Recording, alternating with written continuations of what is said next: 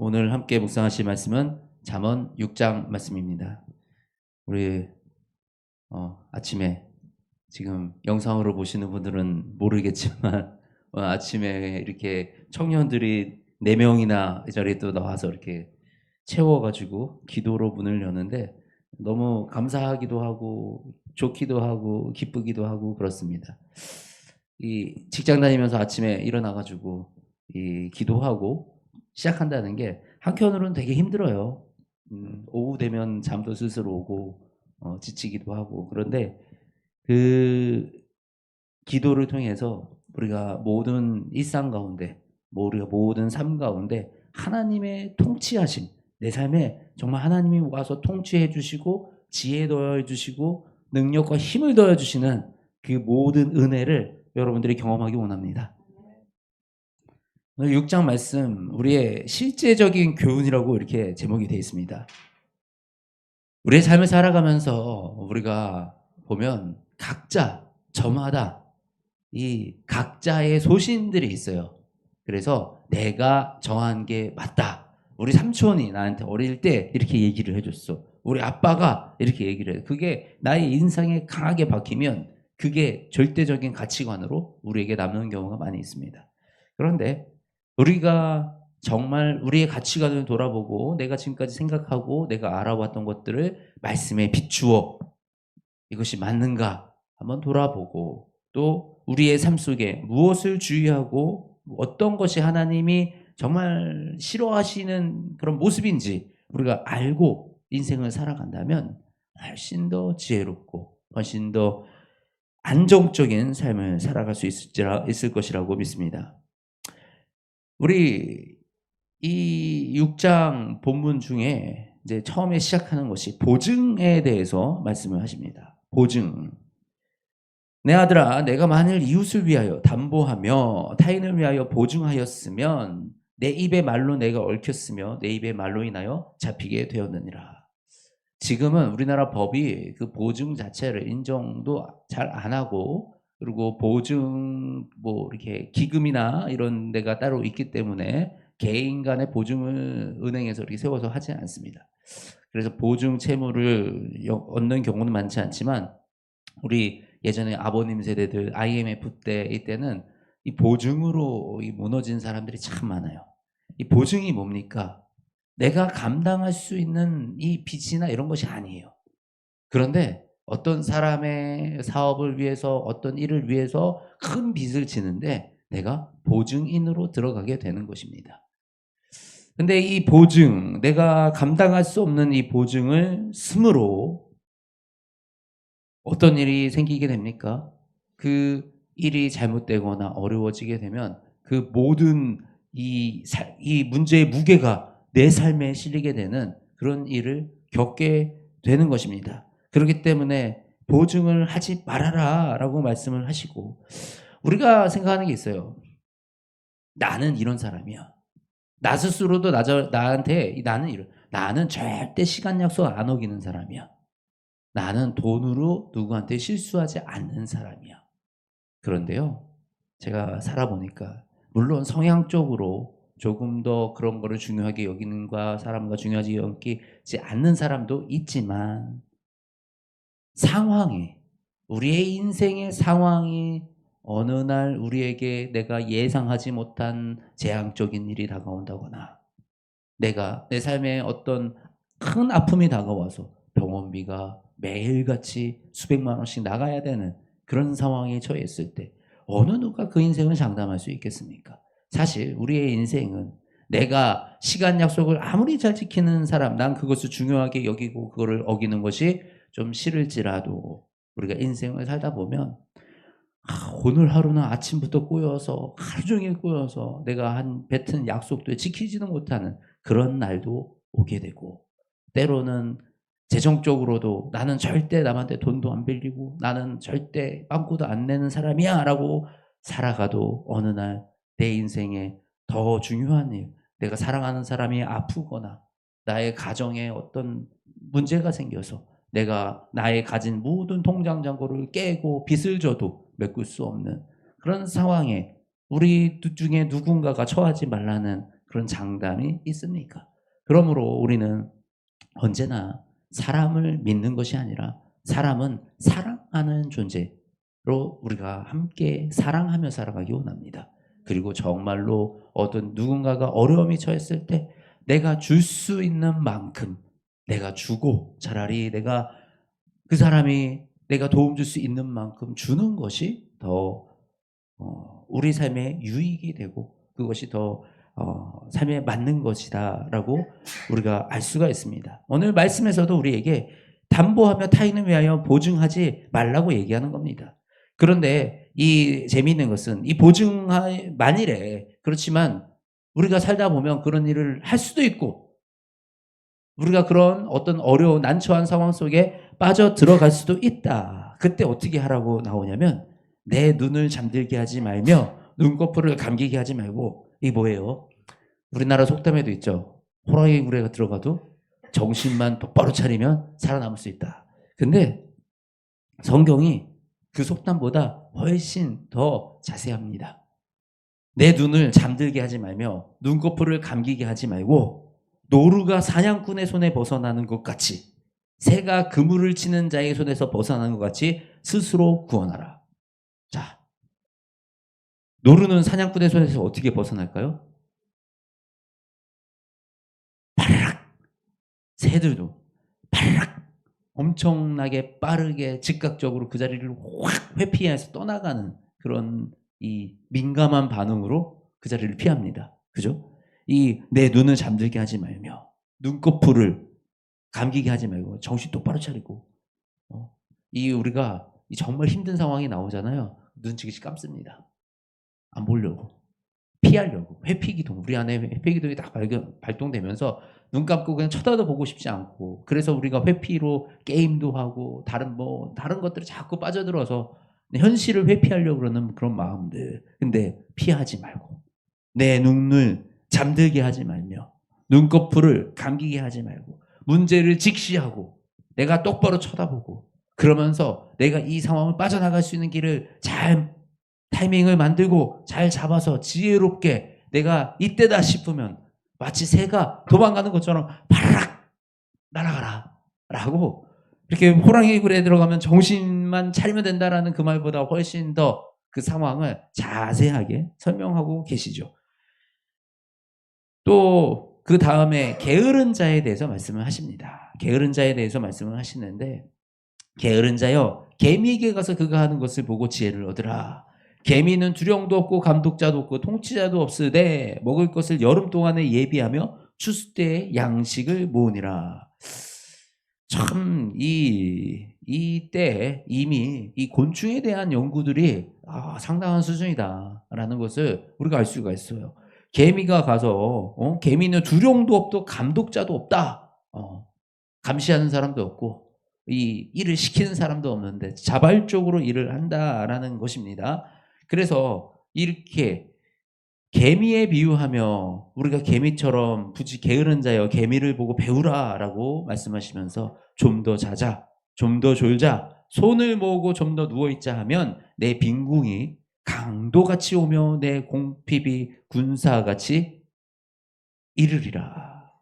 이 게으르게 되면 가난을 면치 못한다라는 말이죠. 우리가 이 믿음의 사람들이 가끔 이렇게 오해하는 경우가 있어요. 기도만 하면 된다. 그래서 우리는 교회에서 와서 기도하고 말씀 읽고 이래서 취업도 안 하고 삶에 막 열심히 살아가야 하는 그 시점에 와서 기도로, 이건 회피입니다. 기도의 자리로 우리 인생을 회피하는 겁니다. 우리는 기도하면서 동시에 우리의 삶을 향해서 힘차게 나아가야 됩니다. 우리가 아침에 일찍 일어나서 열심히 일하지 않으면 우리의 삶에 빈곤이 찾아올 것이다, 가난이 찾아올 것이다 라고 말씀하고 계십니다. 우리가 믿음의 사람들은 언제나 무슨 일을 하든지 죽게 하듯이 성실하게 하며 열심히 살아가는 자세, 그것이 세상의 모범이 되고 우리가 그렇게 살아갈 때 그곳에서 하나님의 영광이 드러나실 수가 있습니다.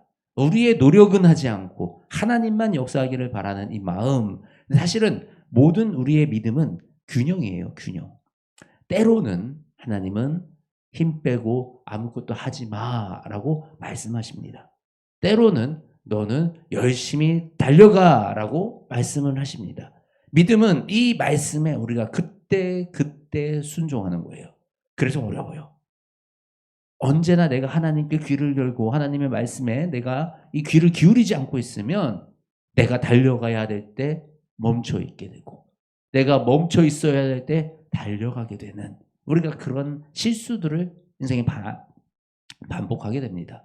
정말 중요한 것은 그래서 우리가 날마다 말씀으로 주시는 마음으로 나를 돌아보고 내 믿음을 돌아보고 내 상황을 돌아보며 지금 나에게 주시는 그 말씀을 찾아서 내가 지금 달릴 때인지 멈출 때인지 내가 지금 하나님의 이 선을 행할 때인지 아니면 정의를 행할 때인지 우리가 이런 것들을 분별하는 지혜로운 인생을 살아가기 원합니다. 우리 이 지금 6장에서 보면 이 개미에 비유하기도 하시고 우리 노루 사냥꾼의 그 노루와 새에 통해서 우리가 이 비유해서 우리에게 지금 지혜를 알려주세요. 우리가 이것을 통해서 무엇을 알 수 있냐면 이 우주 만물을 지으신 분이 누구십니까? 하나님이십니다. 우주 만물의 그 섭리 가운데 하나님이 만들어 놓으신 질서의 법칙들이 있어요. 그리고 이 질서의 법칙들이 바로 우리 삶 가운데 지혜가 됩니다. 우리가 요즘 매일 이 핸드폰으로 뭔가 새로운 지식을 탐구하고 탐닉하고 그리고 뭔가 배우는 것 같지만 짧은 쇼츠를 가지고 본 어떤 기술, 뭐 공사하고 이런 것들을 보고 내가 딱 공사하려고 그러면 절대 그렇게 안 되거든요. 사실 그런 것들은 그냥 나에게 지식으로 다가오지도 못합니다. 그런데요. 우리가 이 자연을 통해서 자연의 섭리를 통해서 세상이 돌아가는 것들의 이치를 깨닫기 시작하면 그거는 우리가 세상을 이해하는 세상의 본질을 꿰뚫어보는 그 지혜를 자연을 통해서 하나님이 만드신 그 자연의 섭리를 통해서 우리가 알 수가 있습니다. 이것을 우리가 이제 신학적인 용어로는 일반 은총이라고도 하는데 자연, 우주 만물은 하나님이 만드셨기 때문에 그 모든 것들에 하나님의 질서와 비밀이 숨겨져 있고 그 모든 것들을 통해서 우리에게 말씀하고 계신다라는 것입니다.